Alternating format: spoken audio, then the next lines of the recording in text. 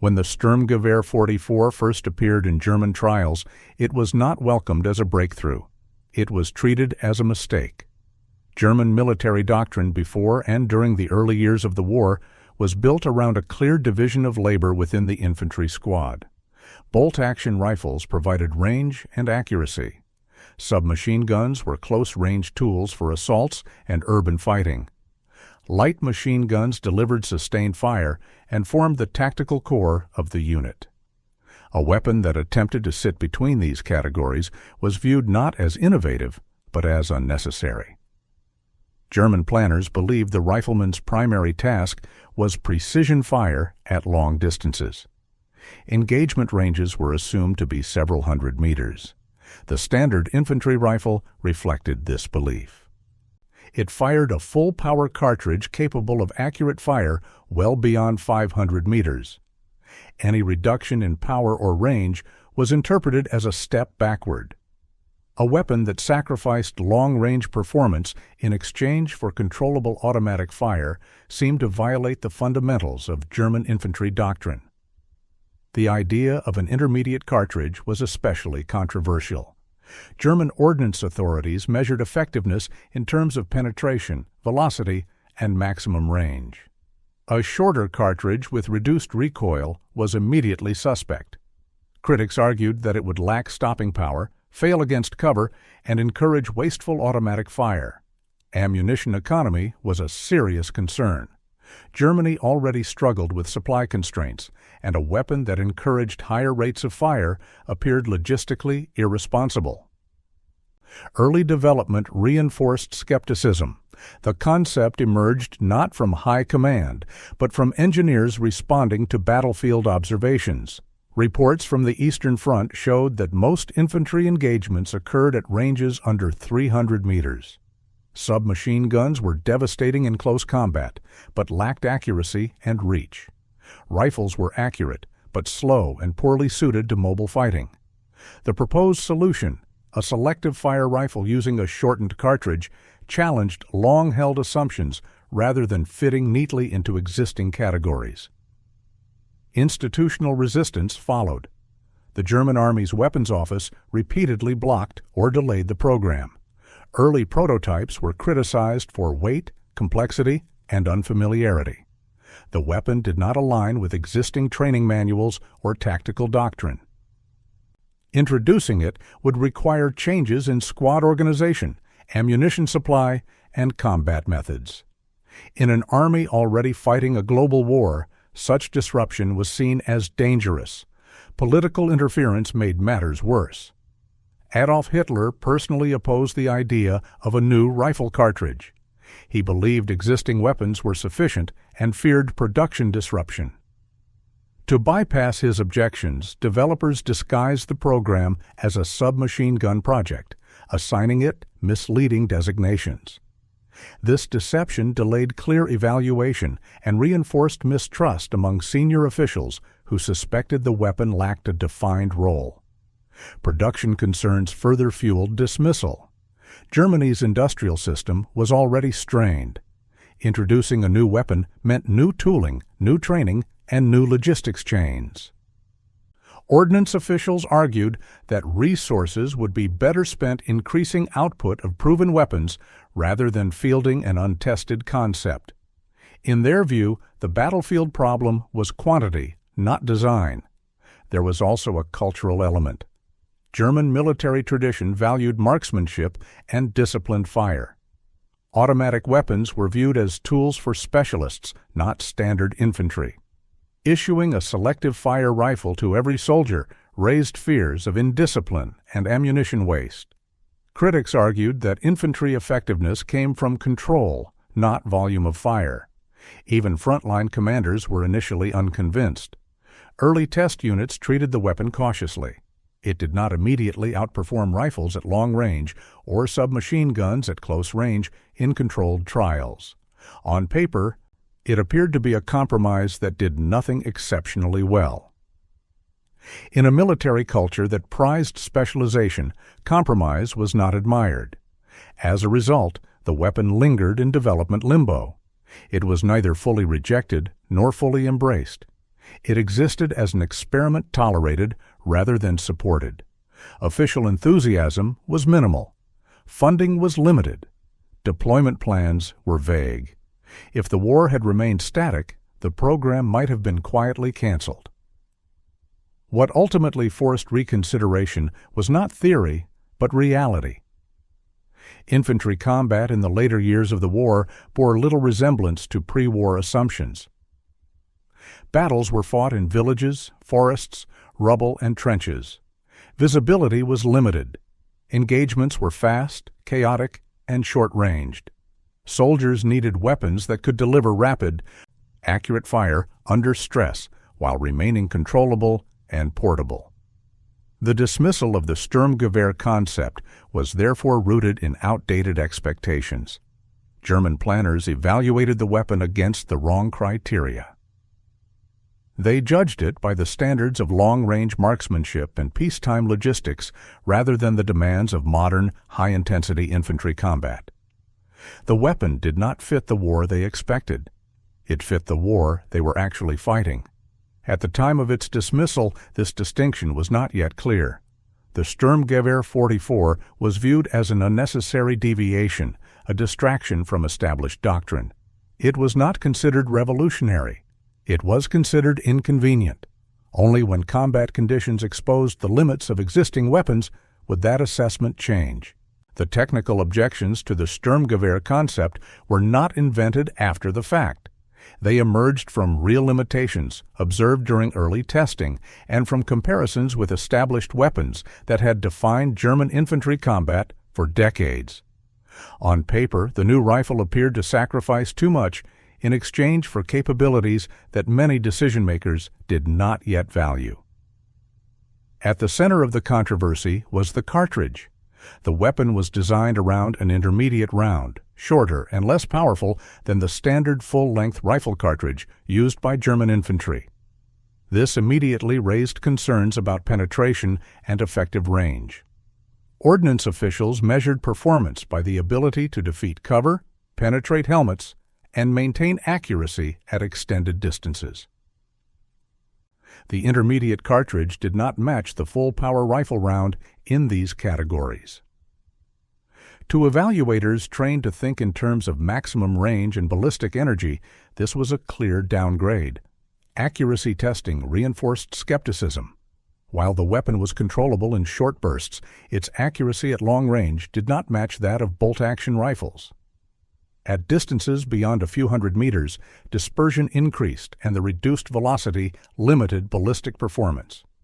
Critics argued that infantry engagements could still occur at longer ranges, particularly in open terrain, and that issuing a rifle optimized for closer combat risked leaving soldiers underpowered in those situations. Weight and balance were also points of criticism. Early prototypes were heavier than expected, especially when loaded with a full magazine. The combination of a robust receiver, a gas-operated system, and stamped components produced a weapon that felt bulky compared to the simple bolt-action rifles soldiers were accustomed to. Evaluators questioned whether the added weight justified the capability, especially given that infantry already carried machine guns to provide automatic fire. Reliability posed another challenge. Early models experienced feeding issues, extraction problems, and sensitivity to dirt and debris. These were not unusual for a new weapon, but they reinforced doubts among officials already inclined to reject the concept. In field conditions, any stoppage could be fatal, and the established rifles were known quantities with decades of refinement behind them. Manufacturing methods introduced additional complications.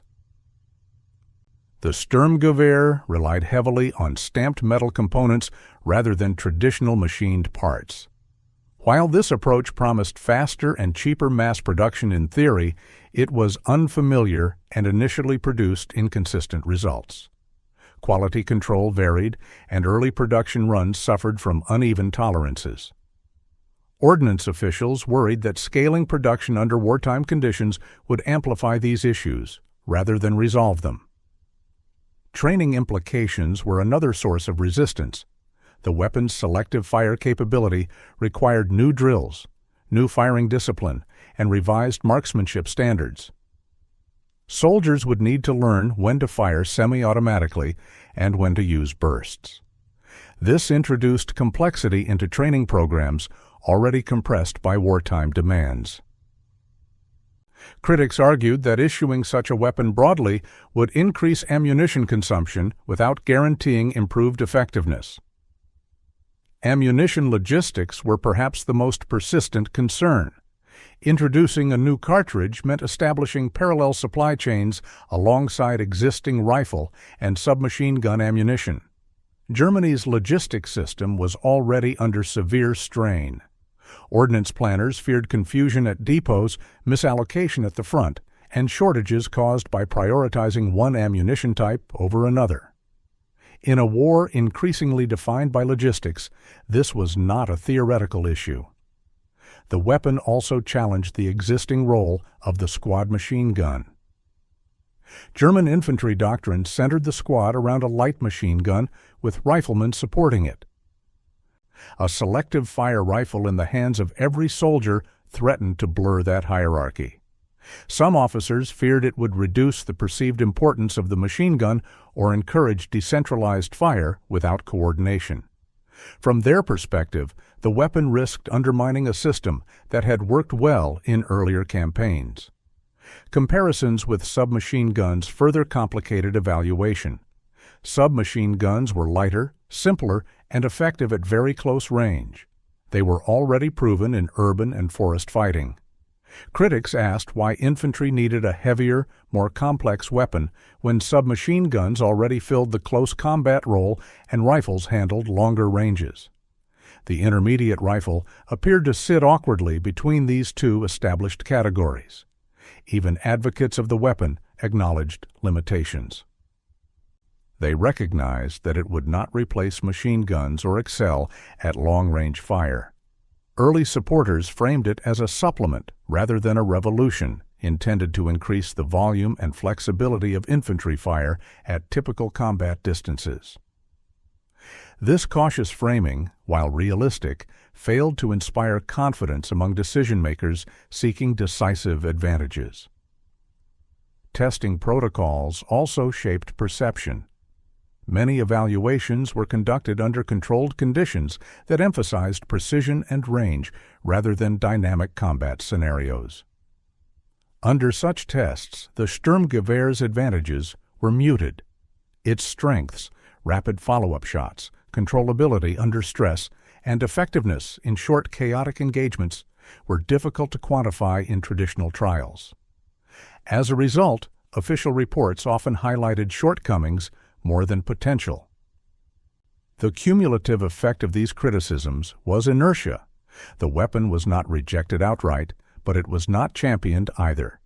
Development continued at a slow pace, constrained by limited resources and lukewarm institutional support. The Sturmgewehr remained an experiment searching for a justification that fit existing doctrine and metrics. What these early evaluations failed to capture was the changing nature of infantry combat. As fighting increasingly took place at short to medium ranges under conditions where speed and volume of fire mattered more than maximum range, the criteria used to judge the weapon became outdated. The design limits identified by critics were real, but they were measured against assumptions that no longer reflected battlefield reality. At this stage, however, those assumptions still dominated. The Sturmgewehr was viewed as a technically interesting but doctrinally awkward weapon. Its limitations were emphasized, its advantages discounted, and its potential deferred. Only sustained combat use would force a reevaluation, and that reevaluation would come not from testing grounds, but from the front lines. The first combat deployments of the Sturmgewehr 44 did not occur as part of a grand rollout or a doctrinal shift. They happened quietly, unevenly, and often experimentally. Small batches of the weapon reached frontline units on the Eastern Front in late 1943 and early 1944, issued alongside standard rifles and submachine guns rather than as replacements. Officially, the deployment was framed as limited field testing. In practice, it became an unplanned proving ground under some of the most demanding combat conditions of the war. The units selected were not elite showcase formations. Many were infantry units engaged in defensive and mobile fighting across forests, villages, and broken terrain. These environments exposed the limitations of traditional infantry weapons daily. Visibility was restricted, engagements were sudden. Distances were short. Fire superiority often mattered more than marksmanship at extreme range. It was in this context, not in controlled trials, that the Sturmgewehr was first judged. Initial expectations were modest. Commanders did not anticipate the weapon would change outcomes. It was seen as a curiosity, a supplement, or at best a niche tool. Soldiers receiving it were often given minimal instruction. Some were skeptical, viewing it as heavier and more complex than familiar rifles. Others treated it cautiously, unsure how it fit into existing tactics. Combat resolved that uncertainty quickly. In close and medium-range engagements, the weapon's characteristics became immediately apparent. Its intermediate cartridge produced manageable recoil, allowing controlled automatic or rapid semi-automatic fire. Soldiers could engage multiple targets quickly without losing control of the weapon. Compared to bolt-action rifles, the increase in rate of effective fire was dramatic. Compared to submachine guns, accuracy and reach were significantly improved. One of the most important early observations concerned engagement distance. Reports consistently showed that most firefights occurred well under 300 meters. Within this envelope, the Sturmgewehr performed efficiently. It delivered sufficient penetration against exposed troops and light cover while allowing rapid follow-up shots. Soldiers no longer had to choose between slow precision or short-range spray. The weapon bridged that gap in practice, not theory. Urban and village fighting highlighted another advantage. Defenders armed with Sturmgewehrs could dominate streets, courtyards, and building interiors with fewer personnel. Short bursts provided suppressive fire while conserving ammunition compared to uncontrolled automatic fire from submachine guns. The ability to switch instantly between semi-automatic and automatic modes gave soldiers flexibility that previously required multiple weapon types within a squad. On the defensive, the weapon proved particularly effective. German units holding ground could deliver dense fire against advancing infantry, forcing attackers to ground more quickly. This was not a matter of raw lethality alone. It was about tempo.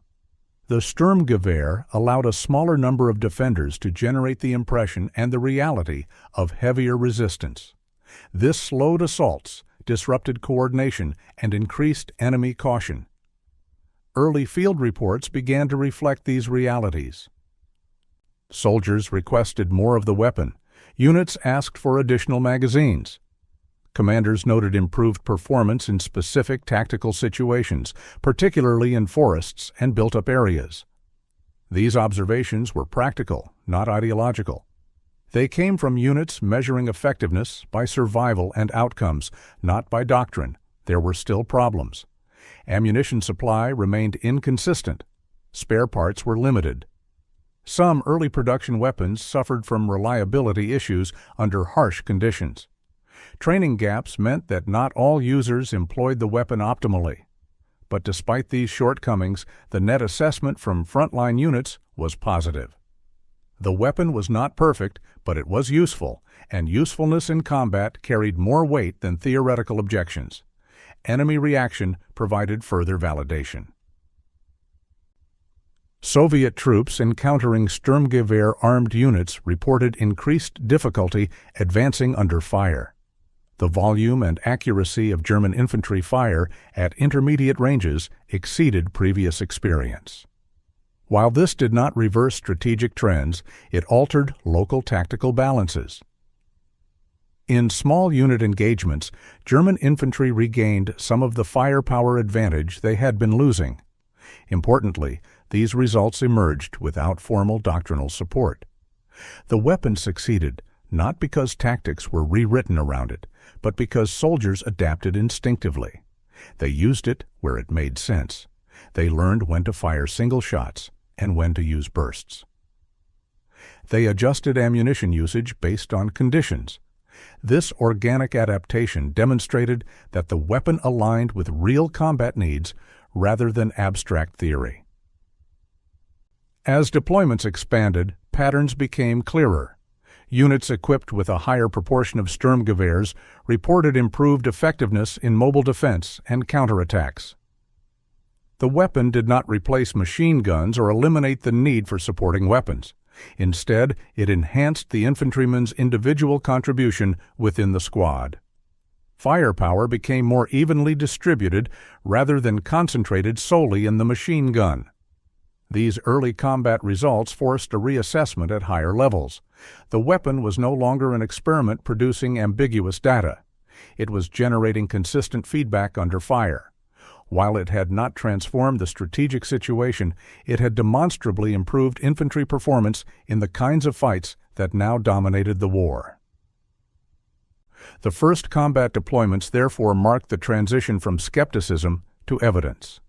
The Sturmgewehr did not prove itself by outperforming rifles at long range or submachine guns in confined spaces. It proved itself by reducing the gap between those roles in real engagements. It addressed a problem soldiers faced daily, not one-planners debated in offices.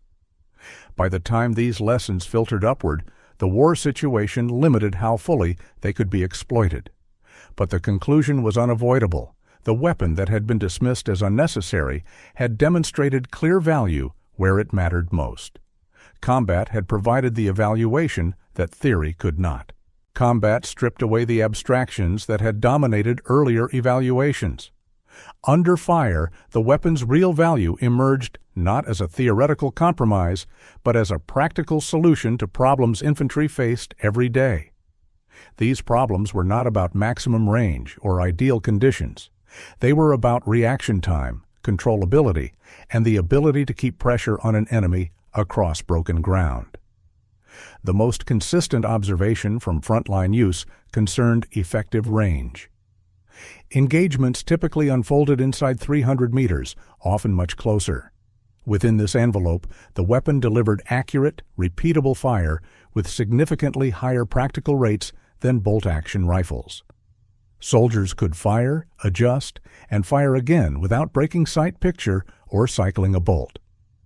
This reduced the time between target acquisition and follow-up shots, a critical factor in close and medium-range firefights. Recoil management proved central. The intermediate cartridge produced less recoil than full-power rifle rounds, allowing controllable bursts without excessive muzzle climb. In practice, this meant short bursts could be kept on target, particularly in kneeling or prone positions. Soldiers learned quickly that controlled automatic fire was effective for suppressing enemy movement while conserving ammunition compared to uncontrolled spray. This behavior contradicted early fears of wasteful fire and demonstrated that controllability shaped discipline more than doctrine alone. Urban and village combat provided clear evidence. In street fighting, the ability to shift instantly between semi-automatic fire for aimed shots and automatic fire for suppression proved decisive. Defenders could engage targets appearing briefly from cover, then immediately suppress adjacent positions to prevent coordinated movement. This flexibility reduced reliance on submachine guns for close combat and rifles for distance, simplifying weapon employment at the individual level. Forest fighting highlighted similar advantages. Visibility was limited, targets appeared suddenly, and engagement windows were short. The weapon's balance of reach and volume allowed soldiers to react quickly without over-penetration concerns associated with full-power rounds. Penetration against light cover, wooden structures, thin walls, foliage proved adequate for typical engagements. While it did not match the penetration of full-power rifles against heavy cover, it met the practical needs of the environment in which it was used. Defensive actions further underscored its impact. Units holding ground reported that fewer soldiers could generate effective suppressive fire across wider frontage.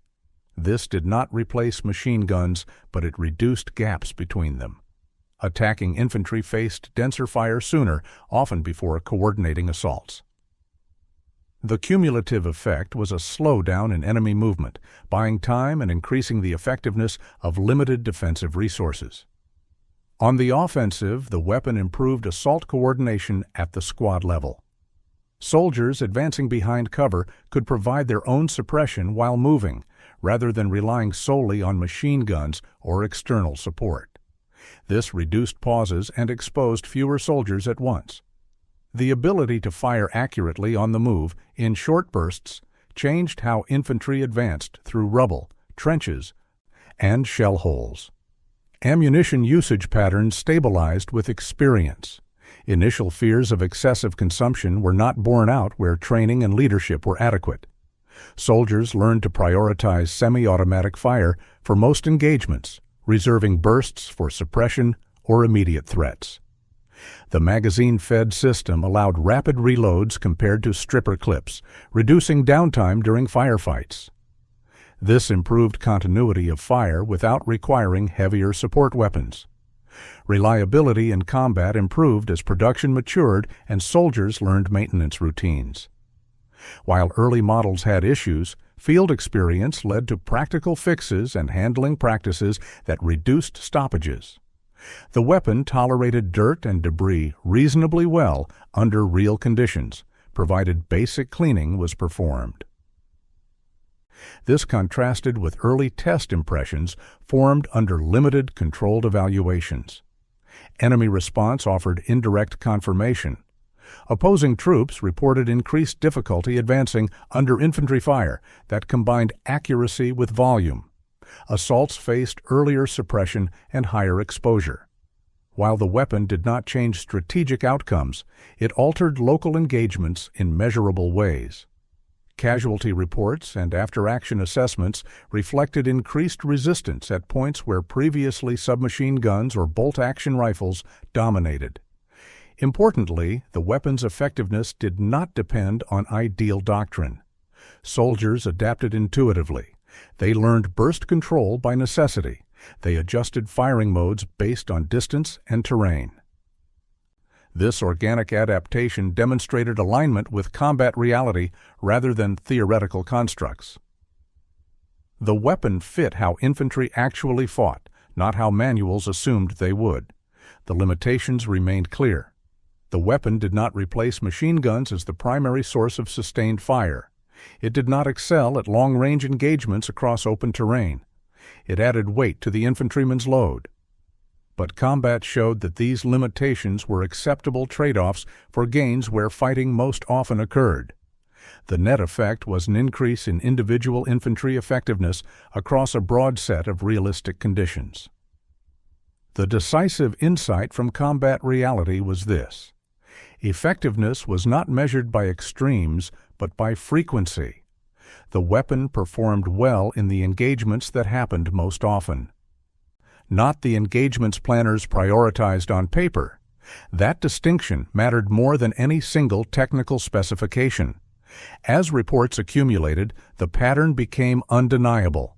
The weapon reduced reaction time, increased suppressive capability, and improved small unit flexibility without undermining discipline or logistics to the extent feared. It did not create new problems so much as it addressed existing ones that traditional weapons could not resolve alone. Combat did not prove the weapon perfect, it proved it appropriate. In a war increasingly defined by close and medium-range infantry fighting, that appropriateness carried decisive weight.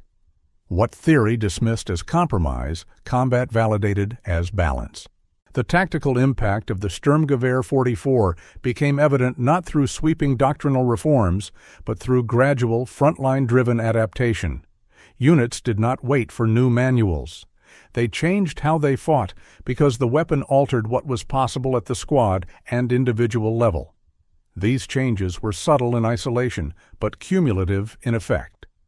At the squad level, the most immediate impact was the redistribution of firepower. German infantry doctrine had long concentrated combat power in the light machine gun, with riflemen acting primarily as support. The Sturmgewehr did not displace the machine gun, but it reduced the gap between the gunner and the rest of the squad. Riflemen armed with the new weapon could contribute meaningful suppressive fire, allowing squads to maintain pressure even when the machine gun was repositioning, reloading, or temporarily out of action. This redistribution mattered in fluid combat.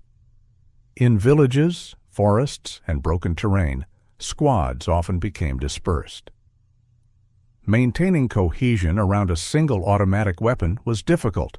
With Sturmgewehrs in the hands of multiple soldiers, firepower became more resilient to disruption. If one element was pinned or separated, others could still generate effective fire. This increased tactical flexibility without requiring additional heavy weapons. Fire and movement techniques also evolved. Assaulting elements could advance while delivering their own suppressive fire, reducing reliance on external support. Short, controlled bursts allowed soldiers to keep enemy heads down while closing distance. This reduced exposure during movement and shortened engagement timelines. The effect was not dramatic breakthroughs, but smoother, more continuous advances that reduced casualties over time. On defense, the weapon enabled thinner manning of positions without proportional loss of effectiveness. Soldiers could cover wider arcs and respond rapidly to threats emerging at different points. This was particularly valuable during elastic defense, where units were required to delay, withdraw, and re-engage repeatedly. The ability to generate immediate, accurate fire during short engagements improved survivability during these transitions. The weapon also influenced ammunition management in practice. Contrary to early fears, widespread automatic fire did not become the norm. Units developed informal norms emphasizing semi-automatic fire for most engagements. Burst fire was reserved for suppression or immediate danger. Leadership reinforced this behavior because it worked. Ammunition consumption stabilized at manageable levels, and resupply demands did not spiral uncontrollably in units where discipline remained intact. Enemy tactics adapted in response. Assaulting infantry became more cautious when encountering units equipped with Sturmgewehrs. Advancing troops faced earlier suppression at intermediate ranges, often before they could deploy effectively. This slowed attacks and increased reliance on artillery preparation. While this did not reverse operational trends, it altered the tempo of engagements and increased the resources required to dislodge defenders. The weapon also reduced the functional divide between close combat and general-purpose infantry. Soldiers no longer needed to be designated as submachine gunners to be effective in confined spaces. This simplified task organization at the small unit level. Leaders could assign roles based on terrain and situation rather than weapon type. In practice, this increased adaptability under rapidly changing conditions. Training adaptations emerged organically. Units emphasized burst control, magazine management, and rapid target acquisition. These skills aligned with combat reality and proved transferable across environments. Even soldiers with limited formal training could become effective quickly because the weapon's handling characteristics supported intuitive use. This mattered in an army increasingly short on time and experienced instructors. The cumulative tactical impact was not a transformation of German infantry doctrine overnight, but an increase in consistency. Units performed more reliably across varied conditions. The weapon reduced the extremes between overpowered and underpowered situations. It smoothed the edges of infantry combat by providing a tool suited to the most common engagement distances and scenarios. Importantly, these benefits did not depend on perfect conditions. They appeared in defense and offense, in prepared positions, and improvised fights. The weapon did not require specialized support to be useful. It integrated into existing squads with minimal disruption. This compatibility accelerated its acceptance among frontline troops. The broader implication was clear to observers who paid attention. Infantry effectiveness was no longer tied solely to the presence of a machine gun or the availability of heavy support. Individual soldiers could contribute more meaningfully to the fight. This shift foreshadowed post-war infantry doctrine, where distributed firepower became standard rather than exceptional. By the time these tactical lessons were evident, strategic circumstances limited their exploitation. Production could not meet demand. Ammunition supply remained uneven. Training time was scarce. Yet even in constrained conditions, the weapon's impact was measurable. It improved small unit performance in ways that accumulated over countless engagements. The Sturmgewehr did not win battles by itself. It changed how battles were fought at the lowest level. In a war increasingly decided by attrition and pressure, that change mattered. Tactical effectiveness became more evenly distributed, more resilient, and better aligned with the realities of modern infantry combat. By the time the Sturmgewehr 44 was formally recognized as a standard infantry weapon, the strategic situation made its widespread impact impossible.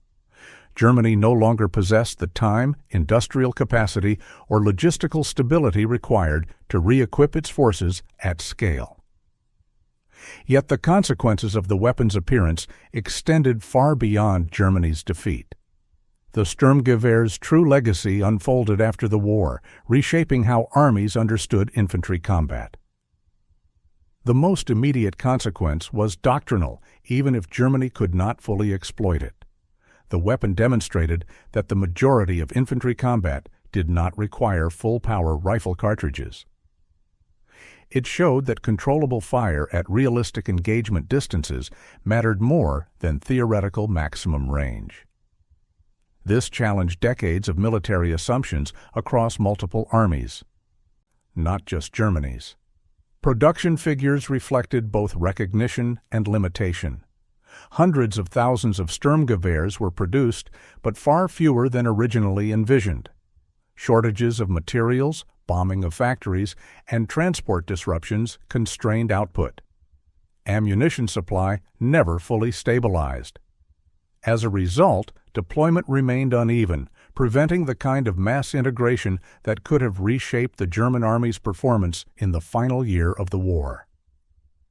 Nevertheless, the weapon's influence was observed closely by Allied intelligence. Captured examples were examined, tested, and analyzed in detail.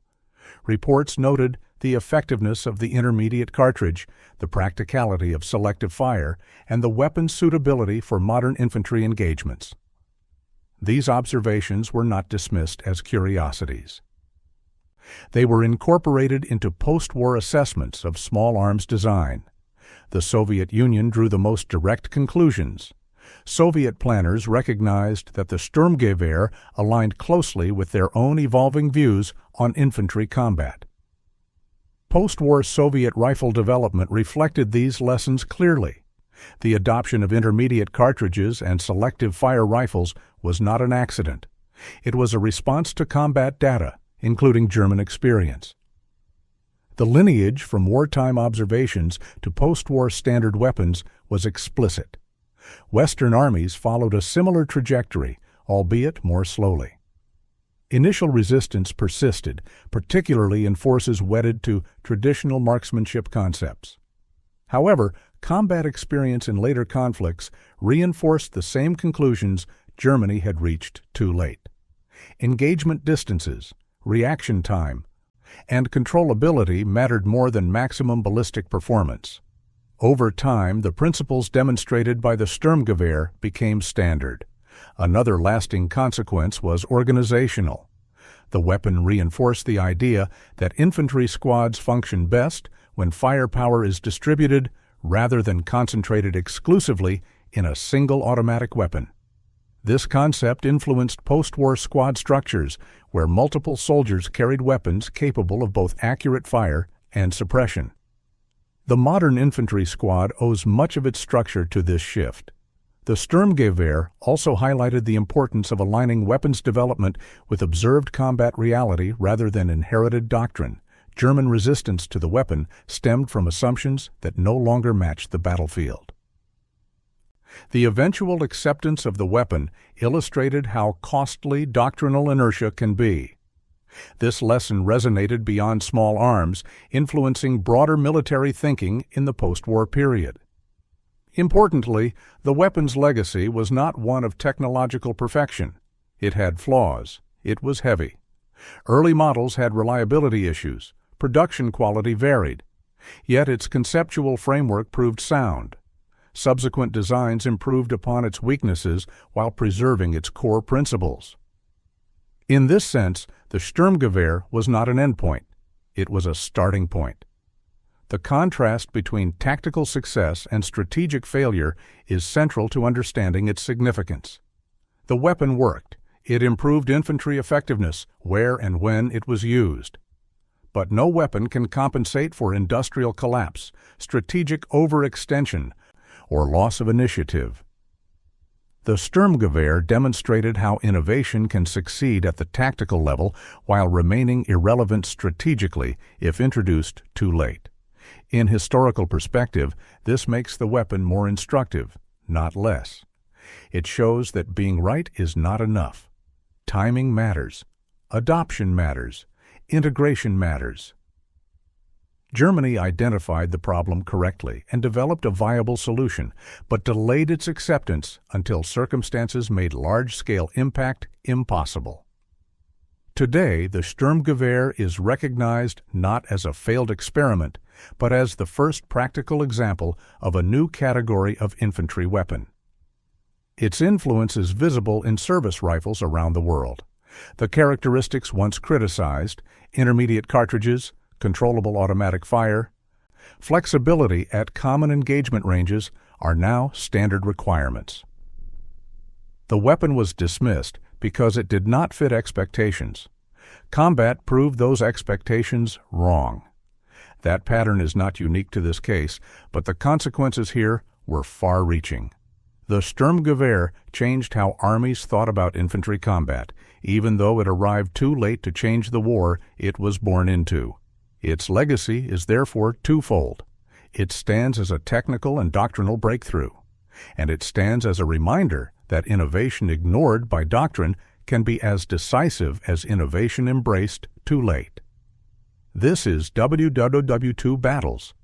If you want more fact-driven breakdowns of weapons, systems, and battles that were misunderstood until combat exposed the truth, subscribe. Next, the next weapon they dismissed and paid for.